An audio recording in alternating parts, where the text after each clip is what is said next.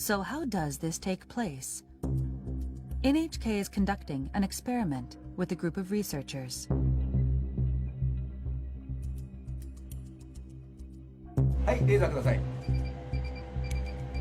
The team will track particles in the air using laser beams and a high-sensitivity camera. This technology allows us to detect droplets as small as 0.1 micrometers wide. The experiment starts. First, sneezing.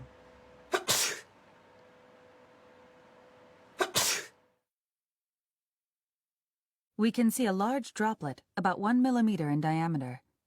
It quickly falls. But let's look through the high-sensitivity camera.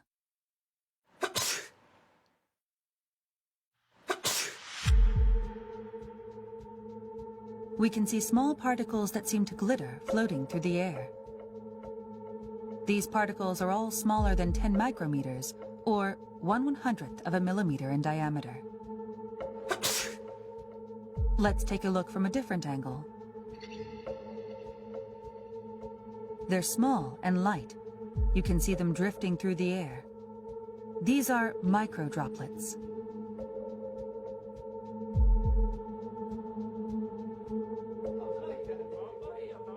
We're learning that sneezing isn't the only source of these droplets.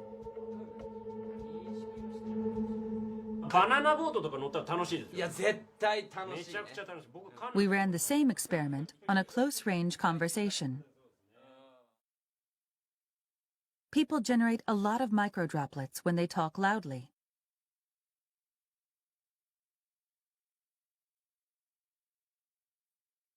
The droplets between these two stay where they are. They don't drift away.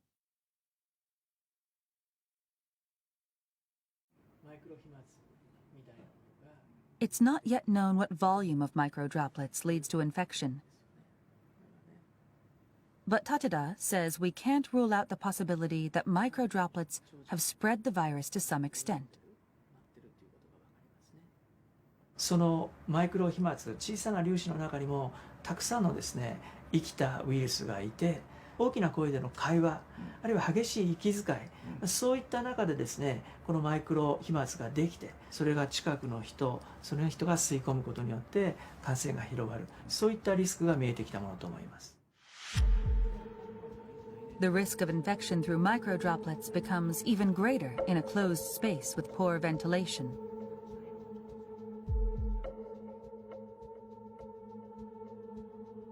This lab is simulating the movement of microdroplets in an airtight room.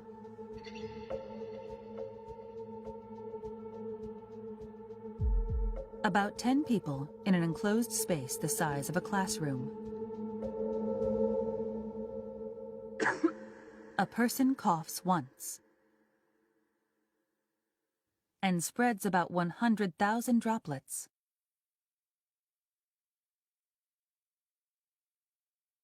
Large droplets are shown in blue and green.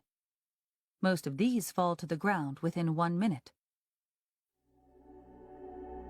But the microdroplets, shown in red, continue to drift.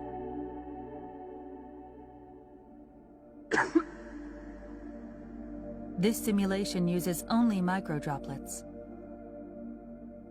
5 minutes later, 10 minutes later,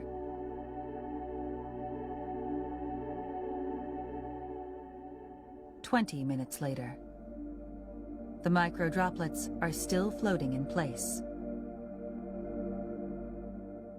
空気がよどんでいると、つまり空気の流れがないということで、マイクロ飛沫そのものは、落ちたり、違う場所に動くことができませんので、長時間その場所にとどまるっていうことになります。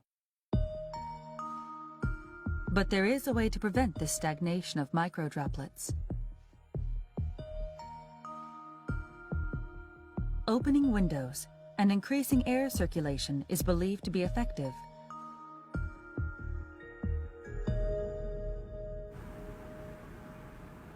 When you open a window,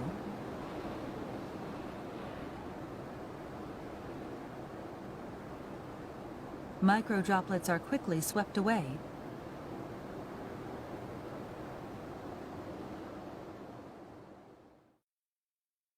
They're very small and light, so any airflow will get rid of them.